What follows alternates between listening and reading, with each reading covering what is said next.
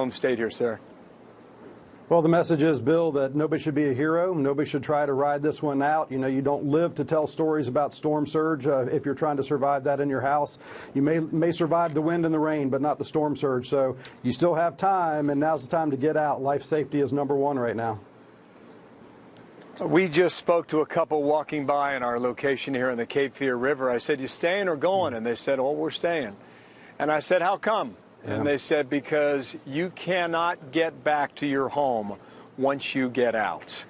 And so many feel that way. They can't gain access to their own possessions in their house.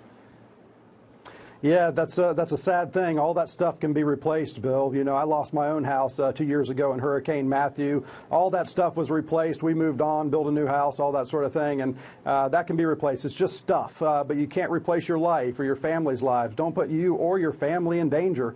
And this is something that we've never seen before. I think people have lived through hurricanes before, but the storm surge that's going to come along with this one, the flooding that's going to come along with this one is unfortunately going to surprise a lot of people, and it's going to put them in danger, and it's going to put our first responders in danger as well. Well, the one glimmer in your message there is being well received, because talking to local people here, they say they've never seen so many people before heed the message and get out of town. So, you know, they look at that radar, they watch television, they see the images, and that leaves a strong impression. Yeah, it really does. Our shelters are filling up. I know here in Raleigh, where I live, our shelters are already full here. We'll be making rounds around those shelters here in a little bit, checking on folks. But yeah, they're filling up. People are taking the message seriously as they need to. But you really can't predict even where these storms are going to go, Bill. We've learned that lesson many times, that you can be far inland in North Carolina and still have major impact. We're expecting tropical storm force winds here in Raleigh, which means we'll probably lose power places like this, maybe Charlotte. You just don't know, and you just don't know what's going to happen with the floods either. So get to high ground, make sure you're prepared. We could be without power for 3 weeks in many places across our state, and we're as prepared as we can be on the front end. It's really the back end that we're starting to prepare for right now. Yeah. Taking that 2-hour drive from Raleigh last night, there were very few cars on the road that were heading this direction toward the southeast. There were several going the other way, but again, a lot of those people made their preparations a day prior, 2 days prior. But what you just laid out, there's a scenario that in many cases these storms do not have this same experience, in that you still don't know where it makes landfall. You do not know what happens after that storm hits, and the fact that it could linger for 3 days.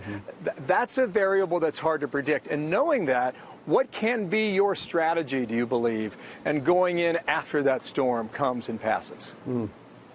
Well, just let me hit on the first point first, is that we've been watching the storm for a week. We've seen the track change multiple times. I think the danger is that people look at this and say, oh, well, it's downgraded from a 4 to a 2. Well, it's just barely a 2, 1 mile per hour away from a 3, which is a major storm as well. And a 2 is a major storm if you've lived through one. And then you don't know where this thing's going to track. So there are people that look at these maps and think, oh, well, I'm out of harm's way. Well, 24 hours from now, when it makes landfall, you may not be. And so you just really can't predict that. On the second question that you ask is, what do you do to prepare? Well, we have one of the best emergency management teams in the country. They're very well prepared. National Guard, Highway Patrol, all first responders. They know where the hot spots are going to be. They know where they're going to have to sweep in and do some serious work up front to try to rescue people and try to get power restored and that sort of thing. So they've got a plan in place to do that.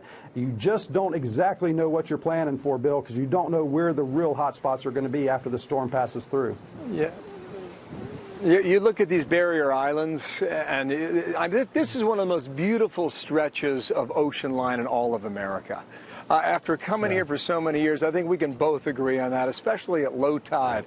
Hard-packed sand that gives you 300 yards of an instant playground. It's just magnificent. But these barrier islands have been populated by homes up and down the North and South Carolina shore. You look at the Google map images, I mean, you can see it's chock-a-block in some of these places.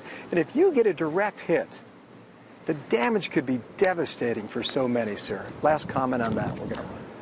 Yeah, absolutely. I mean, I think we'll see a lot of homes washed away, blown away. I think we'll see barrier islands that have new channels cut into them. We'll see the roadways. Highway 12 always gets washed away. We're going to see that happen. I think that, you have to prepare for the worst, Bill. But again, as I said earlier, that stuff is just stuff.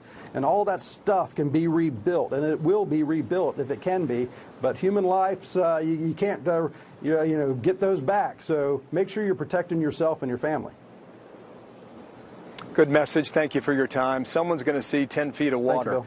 We just don't know where precisely. Thank you for your time and good luck, okay?